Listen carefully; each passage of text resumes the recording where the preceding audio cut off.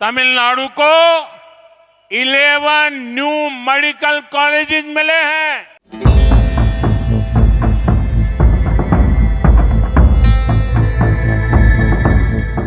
तमिलनाडु का development, develop Tamil Nadu का सपना, ये हमारा कोर कमिटमेंट है। हमने तमिलनाडु के डेवलपमेंट से जुड़ी पॉलिसीज को निरंतर प्राथमिकता दी है। நண்பர்களே, தமிழ்நாட்டின் வளர்ச்சி, மேம்பட்ட தமிழ்நாடு என்ற கனவு, இவை நமது முக்கியமான உறுதிப்பாடுகளாகும். நாங்கள் தமிழ்நாட்டின் வளர்ச்சியோடு தொடர்புடைய கொள்கைகளுக்கு தொடர்ந்து முதன்மை அளித்து வந்திருக்கின்றோம். पिछले एक दशक में केंद्र सरकार ने डिवॉल्यूशन के जरिए तमिलनाडु को 3 लाख करोड़ रुपए भेजे हैं। ये अमाउंट पिछली यूपीए सरकार द्वारा भेजी गई राशि की तुलना में मोर देन 3 टाइम्स है।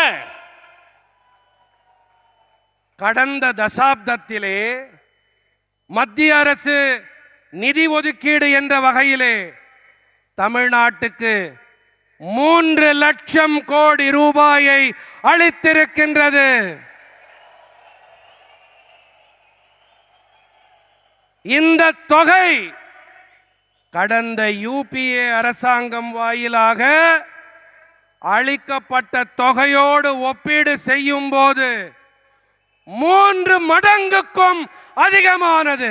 इन 11 इयर्स में तमिलनाडु को 11 न्यू मेडिकल कॉलेजेस मिले हैं।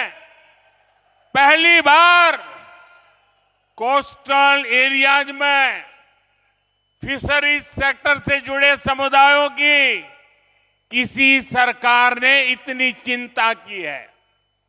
ब्लू रिवॉल्यूशन के जरिए हम कोस्टल इकोनॉमी को विस्तार दे रहे हैं। இந்த 11 ஆண்டுகளிலே தமிழ்நாட்டுக்கு 11 புதிய மருத்துவக் கல்லூரிகள், முதன்முறையாக கரையோர பகுதிகளின் மீன்பிடித்துறையோடு தொடர்புடைய சமூகங்களுக்கு எந்த ஒரு அரசும் இத்தனை கரிசனத்தையும் அக்கறையையும் வெளிப்படுத்தியதே இல்லை. நீல புரட்சி வாயிலாக நாங்கள் கரையோர பொருளாதாரத்திற்கு விரிவாக்கம் அளித்து வருகின்றோம்.